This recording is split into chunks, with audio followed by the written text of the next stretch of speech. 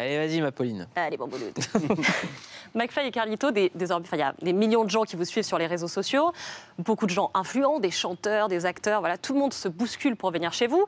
Tant et si bien que ça m'a rappelé, en fait, un duo de la littérature aussi inséparable et très en vue, si je vous dis Élémentaire, mon cher Watson.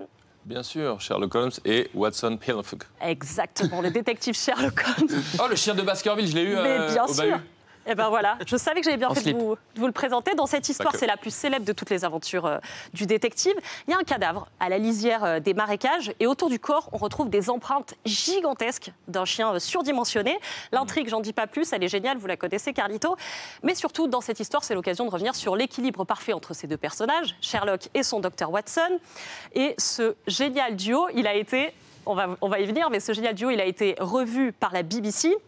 Et qu'il a fait renaître récemment avec les géniaux Benedict Cumberbatch et Martin Freeman qui font beaucoup rigoler, ils sont super. Il y a d'un côté, évidemment, Sherlock Holmes, avec son intuition légendaire, hyper pointue, un peu sociopathe aussi, qui se préoccupe en fait de personne, excepté de son cher Watson. Et de l'autre côté, il y a Watson, qui même s'il est un peu moins vif, c'est vrai, il est plus sympa, plus sociable. Et en fait, le penchant, c'est un peu le penchant à la personnalité calculatrice de Sherlock. Attendez, j'ai rien dit, c'est pas moi qui le dis. Non. Tout le monde s'est mis d'accord avant, bon, c'est clairement lui. Argument supplémentaire, Watson, il tient Sherlock éloigné de son petit penchant, bon, qui est la cocaïne. Totalement moi, Watson, il n'y a pas de doute. Je rappelle que l'usage de la drogue est formellement interdit et dangereux pour la santé. Bref, c'est une vraie bromance. Ma question, vous l'avez deviné, qui est Sherlock et qui est Watson entre vous deux? Vous savez, ce duo et aussi cette dualité, c'est un grand débat, les comparatifs. Goku, Vegeta. Ah ouais. Bernard et Bianca, je sais pas. Laurel et Hardy. Oui, aussi. Mais on est le yin et le yang. Non, ceci dit, c'est vrai qu'on est très différents. Ouais. Je sais pas si je réponds vraiment à votre question ou tu vois. Essayez. Il y a eu vouvoiement et tutoiement dans la phrase précédente. En même temps. On est assez différents dans le tempérament, la personnalité au quotidien. Mais on a les mêmes ambitions. Ouais. Et je sais pas comment. Souvent, on s'est dit, on a les mêmes buts, mais pas la même façon d'y arriver. Et du coup, on cède. Et c'est vrai que l'image du yin et yang, bon, elle est peut-être un peu. Non, elle marche bien. Elle marche hyper bien. Vraiment, vraiment. Hein. Pour nous, ça fait vraiment comme ça. Et on utilise la technique good cop, bad cop très régulièrement dans des réus avec des marques. Ça fonctionne à peu près. Faut le savoir. Il est clairement Sherlock. Alors, allons-y. Dans votre prime jeunesse, votre truc, c'était le métal. Yes. Pourtant, au départ, Carlito, c'était pas tout à fait ça, puisque vous écoutiez plutôt ce genre de musique. Ah la vache.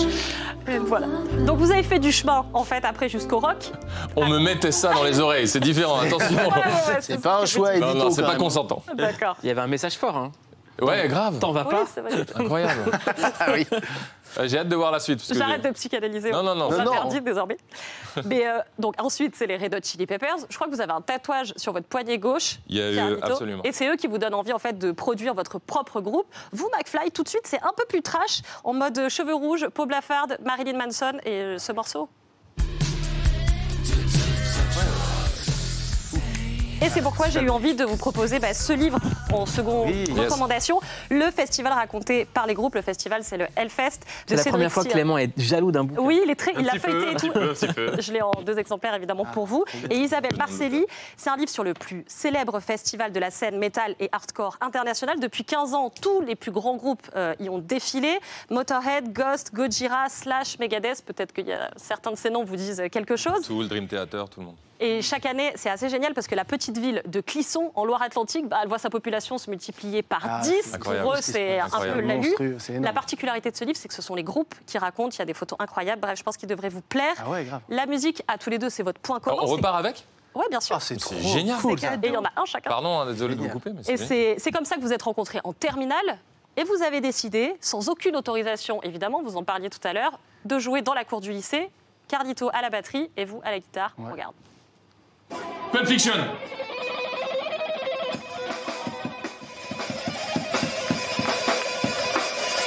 C'est quoi votre dernier concert de métal, vous en souvenez? Ça fait mal, c'est triste. C'est ça. Oh là, bonne question. Moi, c'est Gojira à l'Olympia, donc ça date, hein. Mais on est en période de Covid. Le Hellfest s'appelait le Fury Fest avant, et je voulais leur lâcher un gros big up parce que, comme pour toutes les entreprises du spectacle vivant, mais le Hellfest, c'est plus dans notre cœur, ils savent pas si ça va être présent en juin. Et on espère, et voilà, on croise les doigts. Ouais, force, ouais, Hellfest. Et pour finir, je sais que vous êtes tous les deux des grands fans de manga, et je voulais faire une petite reco, La Voix du Tablier. Donc mais ça, oui. Tu connais Mouloud? C'est un manga japonais écrit et illustré par Kosuko Oono. La voix du tablier dont le mantra pourrait être « Ne sous-estimez jamais, au grand jamais, un homme au foyer ». Tatsu, le héros, au départ, il se faisait appeler Tatsu l'immortel. Mais ça, c'était avant, c'est quand il était un yakuza, que tout le monde redoutait dans sa ville au Japon. Aujourd'hui, il a raccroché, il a mis son tablier, il adore faire des bento hyper bons pour sa femme, dont il est très, très amoureux. Bien, ouais. Voilà, il s'occupe des enfants, il s'occupe de ses amis. Mais subsiste quelque chose quand même dans son regard d'assez flippant qui fait penser que tout n'est pas complètement réglé et lui donne un petit air mystérieux. Alors c'est très drôle, c'est très bien dessiné, le dessin il est très vivant, ça fait presque penser à une série. D'ailleurs, Netflix va bientôt l'adapter en animé et ce sera disponible sur la plateforme MyCanal. Mouloud sort de ce corps. Je sais que malgré votre amitié, il y a un point de désaccord fondamental entre vous. J'ai grillé. Attention. Donc il faut en finir avec ce désaccord. Je vous propose qu'on fasse ici sur le plateau de Click. Vous avez 30 secondes, McFly, pour me dire pourquoi Dragon Ball Z est mieux que One Piece. Oh la vache! Ce sera votre tour après Carlito. C'est parti. Non, mais c'est trop facile. C'est arrivé avant. Sans DBZ, il n'y a pas One Piece. Voilà, bon, c'est tout. Il n'y a pas de secret là-dedans. C'est terrible parce que c'est l'argument, c'est le poncif. C'est l'argument, tu peux rien C'est bien plus faire. dur dans ma position. Mais oui, Non, il y a quand même un truc quand même globalement très négatif à DBZ. Ah bon? Le cycle qui recommence à chaque fois. Que moi, j'adore. Moi, il peut refaire autant de transformations. Les créateurs de DBZ, faites des cheveux de toutes les couleurs. Ça me va. Changer de couleur, C'est vrai tout qu'il y a eu est des OK critiques pour moi. là-dessus. J'adore. Non, mais Eiichiro Oda est quand même un grand maître respecté. Je pense qu'il a emmené l'histoire. C'est vrai que malheureusement. Créateur de One Piece. Créateur de One Piece, pardon. C'est horrible de dire ça. Dragon Ball, c'est la base et le respect est fou, mais ce sont des cycles redondants où le méchant, à chaque fois, est de plus en plus important et tout.